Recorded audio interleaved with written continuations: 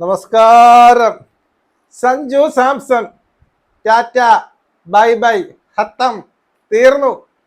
5 കളികൾ കൊടുത്തു. ഇനി ജസ്റ്റിസ് ജസ്റ്റിസ് എന്ന് പറഞ്ഞുകൊണ്ട് കരയണ്ട. 5 കളികൾ നല്ല രീതിയിൽ കൊടുത്തു. 5 കളിയും ഉപയോഗിച്ചില്ല എന്നുള്ളതാണ്. വെറും 46 റൺസാണ് ഈ 5 കളികൾ കൊണ്ട് സഞ്ജു സാംസൺ അടിച്ചു കൂട്ടിയത്. അതിന്റെ മറുവശം നോക്കിക്കഴിഞ്ഞാൽ അതിൻ്റെ അപ്പുറത്ത് ഒരുത്തൻ 2 കൊല്ലം കൊണ്ടില്ലായിരുന്നു ടീമിൽ, വന്നതേ ഉള്ളൂ. അണ്ണ ഇന്ന് അടിച്ച അടി കണ്ട, ആ ചക്കക്കുരു പോലെ ഇരിക്കുന്ന ചെറുക്കൻ ഇന്ന് അടിച്ച അടി കണ്ട. 101% എഴുത്തരാം. ഇന്ത്യയുടെ ആദ്യ കളി, എനിക്ക് തോന്നുന്നത് USA കൂടെയാണ് ആദ്യ കളി. അതിൽ സഞ്ജു സാംസൺ കാണത്തില്ല. എന്തിന് കാണണം? ആവശ്യത്തിൽ കൂടുതൽ അവൻ അവസരം കൊടുത്തു. ഇല്ലെന്നാരും പറയണ്ട, ആവശ്യത്തിൽ കൂടുതൽ അവസരം കൊടുത്തു. ഹോം ഗ്രൗണ്ട്, ഇന്ന് ട്രിവാൻഡ്രത്ത് വെച്ചായിരുന്നു കളി, മനസ്സിലായോ? അവിടെ പോലും അവൻ ഔട്ടായതിലല്ല, അവൻ ബാറ്റ് ചെയ്യുന്ന രീതി, ഒരു കോൺഫിഡൻസും ഇല്ലാത്ത രീതിയിലാണ് ബാറ്റ് ചെയ്യുന്നത്. 4 പോകുന്നതൊക്കെ എഡ്ജ് അടിച്ച് അവിടെ അടിച്ച് ഇവിടെ അടിച്ചൊക്കെ പോകുന്നുണ്ട്. എനിക്ക് സഞ്ജുവിനെ ഭയങ്കര ഇഷ്ടമൊക്കെയാണ്. പക്ഷേ ഫോം ഔട്ട് ആയി കഴിഞ്ഞാൽ ഇനി സഞ്ജു അല്ല, നമ്മളെ വിരാട് കോഹ്ലി, കിങ് കോഹ്ലി ആയാലും ഞാൻ കുറ്റം പറയും, കയറി ഇരിയണമെന്ന് തന്നെ പറയും. നമുക്കിവിടെ ആരടുത്തും സ്വാർത്ഥതയൊന്നുമില്ല. നമുക്ക് ഇന്ത്യ ജയിക്കണം എന്നുള്ളതേ ഉള്ളൂ, മനസ്സിലായോ? നമുക്ക് ഇന്ത്യ ജയിക്കണം. ആരാണ് ഫോമിൽ നിൽക്കുന്നത് അവരെ കൊണ്ട് കളിപ്പിക്കുക. സഞ്ജുവിന് പ്രത്യേകിച്ച് കൊമ്പൊന്നുമില്ല, മനസ്സിലായോ? അല്ലെങ്കിൽ അവരെ അവസരം കൊടുത്തില്ല എന്ന് ഒരു മനുഷ്യരും പറയില്ല. 5 കളികളെയും കൊടുത്തു. ഇന്ന് കണ്ടോ, ലാസ്റ്റ് കളിയായപ്പോ അവനെ മാറ്റിയിട്ട് ഇഷാൻ കിഷൻ എന്ത് ചെയ്തു? കീപ്പിങ്ങിനും കൂടി നിർത്തി. കീപ്പിങ്ങിൽ വളരെ പൂവറായിട്ടുള്ള പെർഫോമൻസ് ആണ് ഇഷാൻ കിഷൻ കാഴ്ചവെച്ചത് എങ്കിലും, പക്ഷെ അടി എൻ്റെ അമ്മയാണ്. അതിൻ്റെ ആദ്യത്തെ T20 സെഞ്ചുറിയാണ് ഇന്ന് നേടിയത്, അല്ലേ? അടിയെന്ന് വെച്ച് കഴിഞ്ഞാൽ 1-1.5 അടിയായിരുന്നു. അടിച്ച് റൊട്ടിയാക്കി. സത്യം പറഞ്ഞാൽ അഭിഷേക് ശർമ്മ വരെ മാറി നിൽക്കും അവന്റെ അടി. എടാ, ആ കൂടി ഇത്രയേ ഉള്ളടാ, ചക്കക്കുരുവിന്റെ അത്രയേ ഉള്ളൂ. സഞ്ജു, നിനക്ക് ഭാഗ്യമില്ല. നിനക്ക് എല്ലാ കളിയിലും ഈ പറയുന്ന നീ വേൾഡ് കപ്പിലെ ടീമിലൊക്കെ വരും, നിനക്ക് എപ്പോഴും ബെഞ്ചിലിരിക്കാനുള്ള യോഗ്യത, ആ ഒരു ഭാഗ്യമേ ഉള്ളൂ എന്നുള്ളതാണ്. പക്ഷെ ഒരു കാര്യമുണ്ട്, നിന്റെ സാന്നിധ്യം ഇന്ത്യൻ ടീമിന് കപ്പടിക്കാൻ ഏറ്റവും ഉപകാരപ്പെടുന്നുണ്ട്. നമ്മൾ പല ടൂർണമെന്റ് നോക്കിയിട്ടുണ്ട്, ഇവൻ ബെഞ്ചിലിരിക്കുന്ന കളി ഇന്ത്യ കപ്പും കൊണ്ട് വരുന്നതായിട്ട് കാണുന്നുണ്ട്. അപ്പൊ അങ്ങനെ ഒരു ഭാഗ്യം കിട്ടിയിട്ടുണ്ട്. നിന്റെ സമയം ശരിയല്ല എന്ന് മാത്രം കരുതുക, മനസ്സിലായോ? 5 കളികൾ ഓപ്പണറായിട്ട് തന്നെ ഇറക്കിയിട്ടുണ്ട് എന്നുള്ളതാണ്. എന്നിട്ടും ബാക്കി എല്ലാവരും ഓടിയിടുന്നത്, ആരൊക്കെ ഫോം ഔട്ട് ആയിരുന്നു അവരൊക്കെ ഫോമിൽ വന്നു. എല്ലാവരും അത്രയ്ക്ക് ചത്ത പാട്ട പിച്ചായിരുന്നു. സുഖമായിട്ട് അടിക്കാൻ പറ്റുന്ന പാട്ട പിച്ചുകൾ തന്നെയായിരുന്നു ഈ 5 കളികളിൽ. ഈ 5 കളിൽ ഒന്നിലെങ്കിലും ഒരു 50 റൺസ് അടിച്ചിരുന്നു എങ്കിൽ, അല്ലെങ്കിൽ ഔട്ടാകുന്ന രീതി നമ്മൾ അതും കൂടി നോക്കണമല്ലോ. നീ ഏത് രീതിയിലാണ് ഔട്ടാകുന്നത്? സത്യം പറഞ്ഞാൽ കടവ് ബാറ്റ്സ്മാൻമാരൊന്നും ഔട്ടാകുന്നില്ല, അല്ലെങ്കിൽ വാലറ്റക്കാർ എങ്ങനെ ബാറ്റ് ചെയ്യും ആ രീതിയിലാണ് എല്ലാ ഔട്ടായത് എന്നുള്ളത്. ബോളർ എടുത്ത് പോകണം, നിന്റെ ബാറ്റർ എടുത്ത് പോകുന്നു, മനസ്സിലായോ? അതുകൊണ്ട് അണ്ണൻ കയറിയിരി. ഇനി പ്രാർത്ഥിക്കുക, ഏതെങ്കിലും ഇഷാൻ കിഷനെ ഈ പറഞ്ഞ പോലെ കുറച്ച് ഫോം ഔട്ട് ആവണമെങ്കിൽ ഒരു ബാക്കപ്പ് കീപ്പറായിട്ട് ഇരി എന്നുള്ളതാണ്. അപ്പോ നമുക്ക് എന്തായാലും കൊട്ടുമുറന്ന് കൊട്ടിക്കളയാം.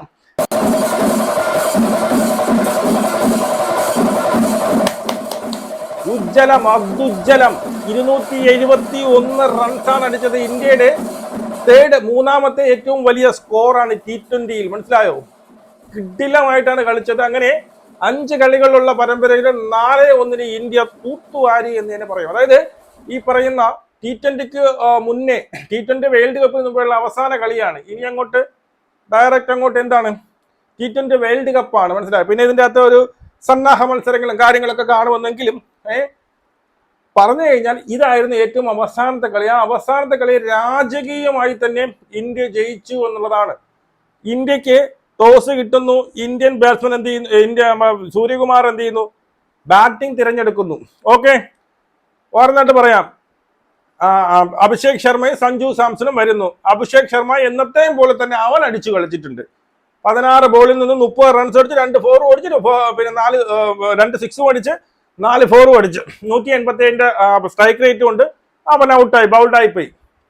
ഓക്കെ, സ്വാഭാവികം. സഞ്ജു സാംസൺ 6 ബോളുകൾ നേരിട്ട് 6 റൺ അടിച്ചു, 1 4, അത് എഡ്ജ് അടിച്ച് പോയ 1 4.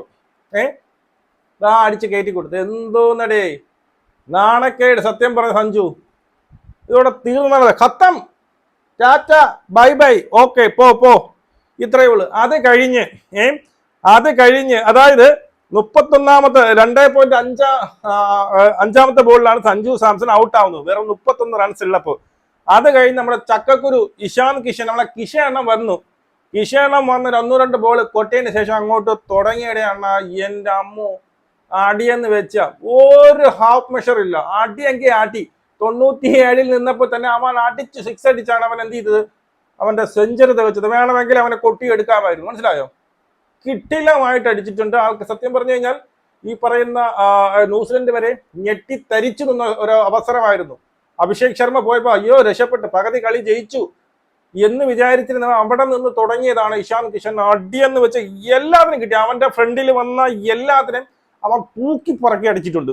ആണ് ഒരു മാറ്റവും ഇല്ല. 10 സിക്സുകളാണ് അടിച്ചത്. 1-2 അല്ല, 10 സിക്സുകൾ.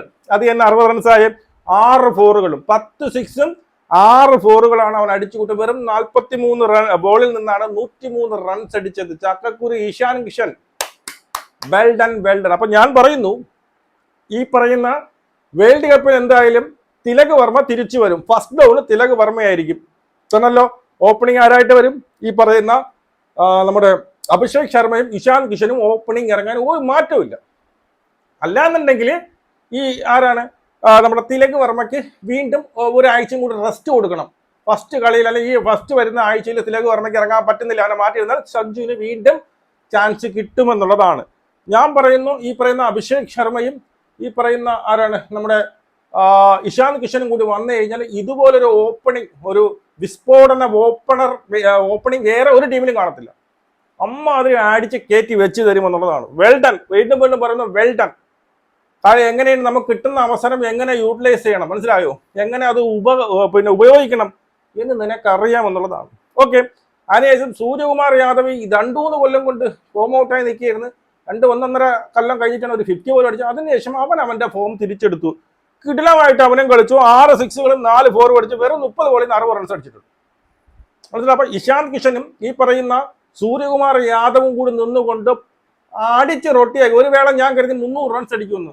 നമ്മളെ ആര്, രവിശാസ്ത്രിയോ ആരോ ഒരാൾ പറഞ്ഞു, രവിശാസ്ത്രിയാണോ അതോ ഇനി സുനിൽ ഗവാസ്കർ ആരോ പറഞ്ഞ് ഈ പറയുന്ന വേൾഡ് കപ്പിൽ ആരെങ്കിലും 2 ടീമിൽ ഒരാള് 300 അടിക്കും എന്ന് പറഞ്ഞില്ല. അത് ഇന്ന് തന്നെ നടക്കുന്നു. അവർ പറഞ്ഞ ഒന്നി ഓസ്ട്രേലിയ അല്ലെ ഇന്ത്യ, ഈ 2 ടീമിൽ ഏതെങ്കിലും ഒരു ടീം ഈ 2020 ഒരു 300 റൺസ് കടക്കുമെന്ന് പറഞ്ഞു. അത് ഇന്ന് തന്നെ കടക്കുമോ എന്ന് എനിക്ക് തോന്നിപ്പോയി. ആ രീതിയിലുള്ള ബാറ്റിംഗ് ആയിരുന്നു നമ്മുടെ സ്കൈ 360 സ്കൈ അടിച്ചത്.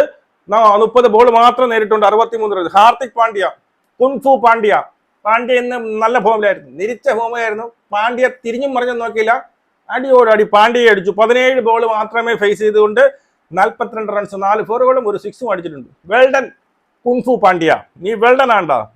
എന്റെ ദേഹത്താരെങ്കിലും തൊടും നോക്കട്ടെ. അപ്പോൾ ഓക്കെ. അങ്ങനെ പിന്നെ റിങ്കു സിംഗ് ഡൂബെ ലാസ്റ്റ് ബോൾ 6 അടിച്ചു. ഇത്രയൊക്കെ തന്നെ. അപ്പോ അങ്ങനെ നോക്കുകയാണെങ്കിൽ സത്യം പറഞ്ഞു കഴിഞ്ഞാൽ 20 ബോളിൽ 271 റൺസ്, 5 വിക്കറ്റ് നഷ്ടത്തിൽ ഇന്ത്യ അടിച്ചെടുത്ത് വെച്ചു. അപ്പൊ തന്നെ ഈ സ്കോർ കണ്ടപ്പോൾ തന്നെ ഇന്ത്യ ജയിക്കുമെന്നുള്ളത് കൃത്യമായിരുന്നു. വിക്കറ്റ് വീഴ്ച 31-ൽ 1 സാംസൺ പോയി, പിന്നെ 48-ൽ 2 പോയി, പിന്നെ അതിനുശേഷം 185, അതായത് 48-ൽ 2 അഭിഷേക് ശർമ്മ പോയതിനു ശേഷം പിന്നെ വിക്കറ്റ് പോകുന്നത് 185 റൺസിനാണ്. മനസ്സിലായോ? അതും 15-ാമത്തെ ഓവറിൽ. ഓക്കെ. അവിടെ വിക്കറ്റ് ഫർഗൂസൺ 2 വിക്കറ്റ് എടുത്തു. ബാക്കി സാറ്റ്നറൊക്കെ നല്ല അടി കിട്ടിയല്ലോ. സാറ്റ്നർ മുട്ട അടി കിട്ടി. ശരി, 10-14 റൺസ് അടുപ്പിച്ച് ശരാശരിയിൽ അവർക്ക് റൺസ് അടിക്കണമായിരുന്നു. ഇന്ന് അവന്മാരുടെ ഫിൻ അലാൻ അവൻ കൊൽക്കത്ത എടുത്തെന്നൊക്കെ പറയുന്നുണ്ട്. വീട്ടിലടിയാണ് കേട്ടോ, മുട്ട അടിയായിരുന്നു.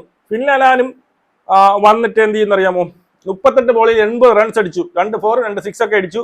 പിന്നീട് അവന്മാരെല്ലാം ആര് കളിച്ചു, പിന്നെ വേറെ ആരും കളിച്ചില്ല. അവസാനം വന്ന് സോദി വന്നിട്ട് 15 ബോളിൽ 33 റൺസ് എന്തോ അടിച്ചെന്നല്ലാതെ വേറെ ഒന്നും നടന്നിട്ടില്ല എന്നുള്ളതാണ്.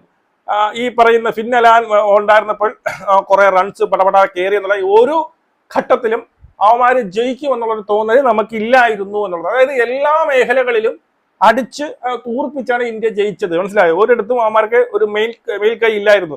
ഇന്ന് എല്ലാ ബൗളർമാർക്കും അടി കിട്ടി ഒന്നുമല്ല. ഈ പറയുന്ന അർഷദീപ് സിംഗ് 5 വിക്കറ്റ് എടുത്തത്. ഫസ്റ്റ് ഓവറിൽ 10-22 റൺസ് വിട്ടുകൊടുത്തു. 5 വിക്കറ്റ്, ഓരോ ഓവറിൽ 2-2 വെച്ചിട്ട് അങ്ങനെ 5 വിക്കറ്റ്. അവന്റെ ആദ്യത്തെ 5 വിക്കറ്റ് നേട്ടമാണെന്ന് ഞാൻ കരുതുന്നു T20. ഓക്കെ. അവൻ 4 ഓവറിൽ 51 റൺസ് വിട്ടുകൊടുത്തുകൊണ്ട് 5 വിക്കറ്റും. അതുപോലെ തന്നെ പട്ടേൽ, നമ്മുടെ വൈസ് ക്യാപ്റ്റനായ പട്ടേൽ 33 റൺസ് മാത്രം വിട്ടുകൊടുത്തതുകൊണ്ട് 4 ഓവറിൽ 3 വിക്കറ്റ് തള്ളിയിട്ടുണ്ട്. മനസ്സിലായോ? റിങ്കു സിംഗിന് ഒരു വിക്കറ്റ് കിട്ടി കേട്ടോ. അപ്പോൾ ഇതായിരുന്നു അവരുടെ സ്കോറിംഗ് നിലവാരം. അതായത് 19.4 ഓവറിൽ അവന്മാർ ഓൾ ഔട്ടായി. പക്ഷെ അവന്മാര് 225 റൺസ് അടിച്ചു കേട്ടോ. ഇന്ന് ബുംറയ്ക്ക് നല്ല രീതിയിൽ അടി കിട്ടിയിട്ടുണ്ട്. 58 റൺസ് 4 ഓവറിൽ ബുംറയ്ക്ക് അടി കിട്ടിയിട്ടുണ്ട് എന്നുള്ളതാണ്. അപ്പൊ എന്തായാലും ഇന്ത്യ രാജകീയമായി തന്നെ ജയിച്ചു. സത്യം പറയാലോ, രാജകീയമായി തന്നെ ജയിച്ചു. ഈ പറയുന്ന വേൾഡ് കപ്പിന് മുമ്പ് ഇന്ത്യക്ക് ഒരു മനസ്സാന്നിധ്യം, എന്താ പറയുക, ഒരു മനസ്സിന് ഒരു കോൺഫിഡൻസ് ലെവല് കൂട്ടാനൊക്കെ ഈ ഒരു മാച്ച് എന്തായാലും ഉപകരിക്കും. അതിനോടൊപ്പം സഞ്ജു സാംസൺ ആവശ്യത്തിൽ കൂടുതൽ അവസരങ്ങൾ കൊടുത്തു. അതുകൊണ്ട് തന്നെ ഇനി ഈ പറയുന്ന ബാക്കപ്പ് കീപ്പറായിട്ട് കയറിയിരിക്കാം. അല്ലാന്നുണ്ടെങ്കിൽ എന്ത് ചെയ്യണം, തിലക് വർമ്മയുടെ പരിക്ക് ഒരാഴ്ചയും കൂടി കൂടുന്നെങ്കിൽ ഒരാഴ്ച 1-2 കളിയും കൂടി തിലക്, പക്ഷെ ചിലപ്പം അങ്ങനെ പരിക്കുണ്ട് എങ്കിൽ ഫസ്റ്റ് കളികൾ ഇതേ പ്ലേയിങ് 11 തന്നെ ഇറക്കാനുള്ള ചാൻസസ് വളരെ കൂടുതലാണ്. എന്തായാലും ഈ വേൾഡ് കപ്പ് ജയിക്കാനുള്ള എല്ലാ യോഗ്യതയും ഇന്ത്യക്കുണ്ട്. കിടിലം ടീം തന്നെയാണ് ഇന്ത്യ. നിങ്ങളുടെ അഭിപ്രായം കമന്റ് ചെയ്യാൻ നമുക്ക് ഇവിടെ കാണാം. ജയ് ഹിന്ദ്.